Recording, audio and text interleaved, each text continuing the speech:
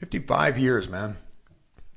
Yesterday was the 55th anniversary of the assassination of JFK, and 55 years later, we're still no closer to the truth behind the whole thing. If anything, I think it's gotten worse. Oh my God, yeah. I mean, conspiracies abound with this thing, you know? But, you know, I mean, I think the important question here is not so much who killed him. You know, I don't think that we're ever going to discover, you know, who actually killed him. But I think the main question we need to explore is why. Why was he assassinated? Well, I think if we figure out why, we'll know who. Maybe that, yeah. But, you know, I mean, I think the biggest question is qui bono. Who benefited? Who benefited most from his death? I mean, he pissed off a lot of people. I was going to say, that's. I think that's part of the problem is there's too many people, there's too many suspects. Yeah. You know? Because, I mean, you know, I mean, he had run-ins with the mob. So they think the mob may have done it. You know, I mean, he had... You know, there's just a plethora of people out there that he pissed off. But I think the biggest one was the military-industrial complex. Because, you know, because on one hand, he was a hardliner with the Vietnam War. You know, he was saying that he wanted to stay in the war and blah, blah, blah. On the other side of his mouth, he's talking about, you know, withdrawing troops. Right, he had already actually had plans being drawn up and stuff to have all the troops withdrawn by 65. By 64, I think he said. No, 65. Was it 65? Yeah. But, you know, I mean, he was assassinated in 63. And, you know, I think really that the CIA had a huge, heavy hand in it. You know, and whether or not Oswald was involved is anybody's guess. Personally, I don't really think he was involved. You know, I mean, there's, you know, if you've seen that or watched that movie JFK by Oliver Stone, you know, he explores that. He explores the possibility of a conspiracy by the CIA and the fact that Oswald really wasn't involved at all. He was what he said he was. He was a patsy. I have to disagree. I think Oswald had to almost had to be involved in somehow.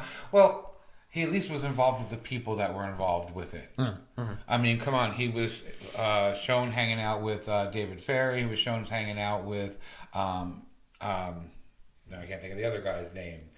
We were just talking about this right before we came on. David Shaw or Clay Shaw. Clay Shaw, yeah. Right.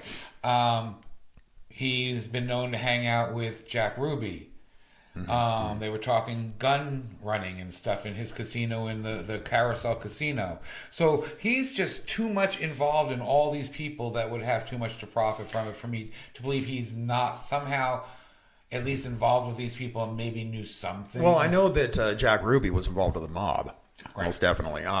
But I was watching an interview with his brother, you know, because he's dead now. Right. But with his brother, and his brother was saying he didn't really have anything to do with the assassination so much as he loved JFK, and so that's why he shot Oswald. And he didn't want to kill him. Yeah, he said he didn't want to kill him because, you know, it was a gut shot and it just happened to kill him. You know, and he was saying, you know, you don't assassinate somebody by shooting him in the stomach. I thought that was one of the places you always shoot them to kill them. Not really. I mean, you can survive a stomach wound if you get to it in time. I mean, if you're going to assassinate somebody, shoot him in the head. Well, you know, so obviously, but I heard it hurts more if you shoot him in the stomach. Well, it probably hurts more, and I think that's what he wanted to do. He just wanted to hurt him, you know, because he was pissed off. You know, I don't know that Ruby had anything really to do with the assassination. However, you know, you were bringing up Clay Shaw, you were bringing up David Ferry and Oswald. They were certainly together, and they were very anti-communist. And then Oswald turns around later, and he was pro-communist, and then he turns around and he changes his tune, and suddenly he's anti-communist. Right. Well, he defected from Russia and stuff, and originally he was a pro-Castro, but then after living here for a while, he changed to it. His brother said that, I think it was his brother I heard saying that he was no longer into, it was his friend. He was no longer into Castro, that he believed that Castro was wrong. Yeah.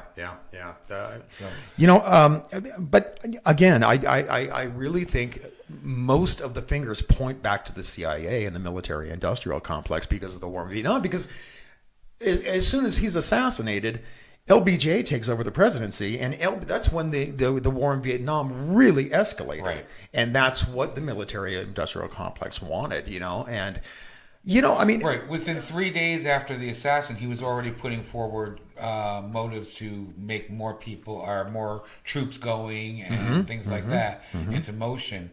That's pretty quick. Imagine what would have happened had he lived. You know, that's explored in Stephen King's 11/22/63. Right. The guy goes back and I'm sorry to give you a spoiler here on this book, but the guy does go back and he does off Oswald and so JFK lives, and because of that the whole world changes. You know, which for the worse. You know, yeah. I mean, and so I mean, the nuclear war happens. You know, as a result. But yeah, I don't know. The idea of Oswald being involved with it, I think he could have been involved with it. But I mean, the fact is that he couldn't have got 3 shots off in the space of 5 seconds. People have tried this repeatedly, and they can't do it, especially with that crappy gun he had. There was 120 marksmen tried and could not repeat. And couldn't repeat it. And you're talking about the gun. The gun in Italy is known as the humane weapon because it doesn't kill anybody. Yeah. The sight was off on the gun. I heard that. I heard that the sight was off on it. And if that's the case, I mean, how did he even aim from that distance in the book depository? It could be a 1 in a billion chance, but still. Right. And but here's the thing that I think is most interesting about that is that when the shots happened, nobody even looked at the book depository. Everybody looked toward the fence at the grassy knoll. People have reported that they've seen a guy in a suit there who was with a gun, you know, and they even saw smoke coming from the gun. There was I can't think of his name now, a death witness that actually saw the guy give the gun to a railroad worker who took it apart and put it into a box or something, a toolbox, and walked away with it. Yeah. Now you have a witness that's saying this. What? We don't take that. That's nowhere in any official reports or anything. Yeah. Why do we not believe? How about the woman who saw the smoke, like you said, from the side? She heard the shots coming from the grassy knoll. She turns around and sees the guy with the gun. All those people running up the grassy knoll. There was something going on. Even cops who you think that would be trained to know the difference between a gunshot and an echo of a gunshot. So that's really suspect to me. I mean, and it's, you know, and it was examined by Garrison, the attorney who brought this to court. That's featured in the movie JFK, and you know, he even brought that up, but it was just completely dismissed by the Warren Commission. You know, that's another big thing. A lot of the stuff that was not included in the Warren Commission's reports, and how little of the stuff actually was in it. Yeah. There is no facts. Yeah.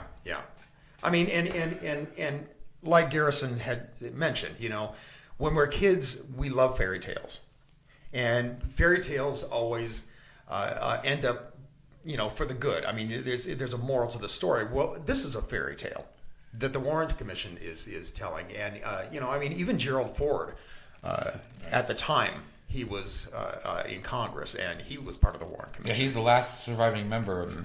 And he even swears to this day, you know, that Oswald was a lone assassin. I just can't buy that. I really can't. Not with all the evidence and stuff like that. I mean, there's some wacky theories out there too. I mean, there's one that does say that somebody from time traveling from like the year 28 something or something like that did it. There's one theory out there that wasn't actually JFK in the motorcade. Oh, I haven't heard that one. Yeah, it was a robot. It was a Disney animatronic. Really? Well, it's creative. It's creative. Some of these conspiracy theories, that's really what all they are, very creative, But there are so many conspiracies out there, and everybody's pointing fingers in different directions. I mean, there's no way we could get into all the conspiracy theories about this in a limited time program, No. The former Los Angeles District Attorney Vincent Belagosi, he estimated that there was 42 groups, 82 assassins, and 215 people that have been accused at one time or another for this conspiracy. Oh, undoubtedly. And that's just crazy. So like you said, everybody has an idea of who did it. Yeah. And, even the idea that he was an animatronic, as outlandish as that is, you have to explore all possibilities. I think that's pretty, like I said, outlandish. I actually looked back to find that theory because there was actually a video clip and I lost it. But some of it actually made a little sense about the way he moved and the way certain things happened.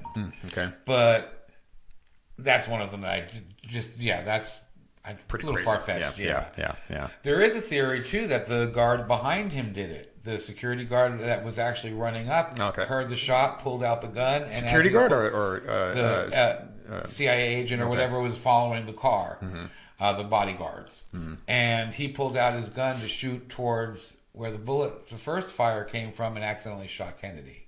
Okay. And there's a book out there called Immortal about it and stuff. And there's also one called Smoking Gun. But I kind of have to dismiss that because, think about it. I don't care who you are. If a CIA agent is pulling up a gun and he aims at the president, you're going to get tackled. Oh, yeah. Even in a split second like that, I also saw a video out there of the driver actually turning around like this and shooting back. Oh, I saw that. But I think that has been dismissed as a hoax, that it was edited. So I don't know. That's the thing. Nowadays, too, it's going to get harder and harder because of stuff like that. You have to make sure you're watching the original, because I have seen some stuff that looked like it had been altered. Right, and there's even a video out there where it wasn't a 3-seater car. It was only 2. It was like a front seat and a back seat. Well, that's a Mandela effect. Yeah, and that was a recreation. I saw that. But you look at the Zapruder film, and it actually has, because it has. I can't remember the guy's name that was also shot in the car. I mean, he's sitting in between that's the driver. Whole magic bullet thing where the bullet goes through him into Kennedy, into his, and beyond that, and there's another thing about the bullet. The bullet was in pristine condition, and it was found on the stretcher with this guy. After it had supposedly gone through 2 people and hit bones. No way. There's no, in pristine condition, there's no way a bullet can, come on, Well, a New London study, they just did this last year, actually looked at the film again. And they said, yes, the head kind of falls forward, but it's not really falling forward. He didn't get shot from in front like the people originally are rumoring. That's what supposedly the film is showing. It was a recoil action from being shot. So he kind of like whiplashed his head. Right. That whole back into the left thing. Right. Yeah, but and they say that he was shot from behind. But I still find that hard to believe. I find it hard to believe that he was shot and he went back like this. And his brain matter went back over the car. And supposedly it went in through his head and out through his throat. And then it turns, the bullet turns and then hits, what's his name that was sitting in front of him? Ricocheted off a bone. Yeah, I don't know. And the whole chunk that comes out in front too of his head. It's like, well, yeah, I don't know. I don't see it, and I don't see it just being one person doing it. I really don't. It's like, let's make sure he's dead and have everybody. Well, and especially in the space of 5 seconds. Now, supposedly he fired off 3 shots in 5 seconds with this rickety old piece of crap gun, and it was people that were witness to this and heard the shots. They say it went bam, bam, bam. All right, bam, and then a pause makes sense. But bam, bam. Not with that Not old with of a that gun. crappy gun. Yeah. Because, I mean, there's just no way he could do it. There's no way he could pull it off. So, again, if he was involved, he may have been up in the book of depository. He fired off maybe one round. And when that wasn't successful, then the guy over the grassy knoll, whoever that may have been, shot. Maybe as a backup. That's where I get that. I think Oswald was involved, possibly, and did one of the shots, maybe the first one, but then the second and third one were not from him. Yeah, I don't think there's any way. And I think the bullet that killed him actually came from the fence by the grassy knoll. Well, it's, even back then, okay, maybe someone loony person might try to do it by themselves, but to me too, wouldn't it make sense to have somebody where he was, somebody on the grassy knoll, and someone somewhere else, possibly the Umbrella Man, because a lot of people say the Umbrella Man was involved. All three of them to be able to fire, and there's your three fires. Yeah, I don't know. But you'd think with the amount of security that was around there, the guy with the umbrella, they would have seen him pull a gun. True. I don't know that I buy the whole umbrella thing. I think it holds some water, but not really a whole lot to me. It's kind of like the Brusca lady. She's, to me, it's like, yeah, right. She's not important, I don't think. Yeah. She just happened to be there and disappeared, or so, I guess supposedly one lady came forward and said that it was her, and then they said no. Yeah. And another thing is that I think it's suspect that the Zapruder film was not released until 1977. I mean, that's crazy. I mean, it was examined, certainly, but it was just like thrown away until, 1977 when it was brought up again, So, yeah, I don't know. There's another theory out there, too, that he didn't actually die. There's many theories about that. Yeah. One of them, actually, that I thought was quite interesting is in the White House, when they have movies and stuff, they have the presidential movie ledger. Okay. And one of the entries was on the 29th for the John Jr.'s birthday party. It would have been his third birthday party. Okay. Because he was born in 1960. So there's a little columns where they mark if the president and Jackie O go to these parties or events or not. And at that event on the 29th, both are X'd off that they had gone there. And then underneath that, it says JFK was killed the 22nd in somebody's handwriting. Huh, really? So they found this ledger, and that's a lot of people are saying it's very suspect that he might still be alive. Some people said, yeah, the guy was just confused and used to marking it. But if you look up it, there's not many events that he actually did show up to, both of them especially. I heard that Senator Ted Cruz, accused Donald Trump's father of being involved with this. I had never heard that. What is that about? No, it was Donald Trump accused Ted Cruz's father. Is that what it was? Yeah, it said that Ted Cruz's father actually was involved. Oh, okay. Because Oswald was shown with Cruz getting pamphlets ready. Because remember, right before the assassination, there was a bunch of pamphlets released to thrown out of planes to the public that's saying JFK for getting him for treason and stuff. Right. Well, supposedly Oswald and Cruz were together doing this. And they find it very suspect that he was doing it the day before the assassination. So Donald Trump says that it was Senator Cruz's father that was involved in the whole thing. I think that's pretty crazy. But then again... Well, they're from Cuba, So, and Cuba was pissed off because of the whole Bay of Pigs thing. Right, right. But here's something else that I heard about this a year, maybe 2 years ago, and apparently Jackie Onassis's family has possession of the dress she was wearing that day, and they say that if that dress is ever released, they can analyze the blood splatter and tell where the bullet came from, and they have had it under lock and key, with the blessing of the court, for years. And then last year, and it was on a time limit kind of thing. And I think it was last year, maybe the year before, the time limit was up. And so it was supposed to be released. But Jackie's family put it back in the vaults and said, not yet. I don't understand why that's not subpoenaed or Right. whatever. Well, I do because I think it was the government who did this shit. I mean, they're going to get their blessing. Trump didn't release all the papers he was supposed to either. He only released some of them. And Yeah. he kept saying, oh, yeah, I'll release them in April. Well, April's come and gone, and he still hasn't really released much of them. Yeah. So there's another theory out there, too, that it all has to do with Area 51 and that President Kennedy was actually wanting to look at all the secret UFO files. And there's also the one that he says that he knew about the aliens and he told Marilyn Monroe about them. Oh. And that's why Marilyn Monroe was killed and he was killed.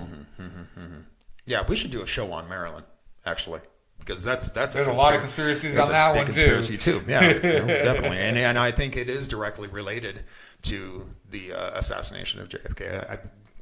I'm thoroughly convinced, but yeah, I don't know, man. I don't think we're ever going to discover. I mean, and again, it's not a matter of who shot him so much as it's a question of why. Right. If you find out why, then you can find out who. agree. I mean, because and Oswald may or may not have been. I mean, I think there's a good chance that he was. Again, bringing back the topic of 11/22/63 by Stephen King. Even Stephen King, after he did all the investigation that he did, which this blows my mind, because I think that anybody who thinks that there wasn't some sort of conspiracy behind this is living in a fool's paradise. But he did a lot of research into this book, and it shows. But he said, the author's note at the end of the book, he says he's convinced that Oswald acted alone. And that just kind of blows my mind. That he would think that after all the investigation he did. I don't want to be a tinfoil hat wearer or anything like that. And Too late. I was going to say, sometimes we probably come across that way, but on this one, there's too many smoking guns. There really are. There's just so much. If you just start looking into it, and there's just so much information that just doesn't make sense. I mean, even all these people and witnesses coming forward that say they saw something totally different. Right there alone should give you pause. Right. Absolutely. I don't know.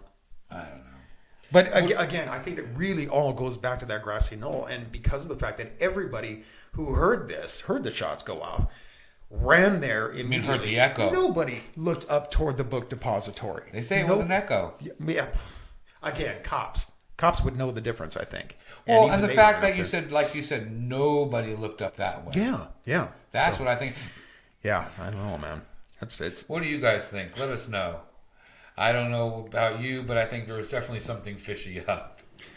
In the very beginning of the movie JFK by Oliver Stone, he has a quote up there by Ella Wheeler Wilcox, and it says, "To sin by silence when we should protest makes cowards of men."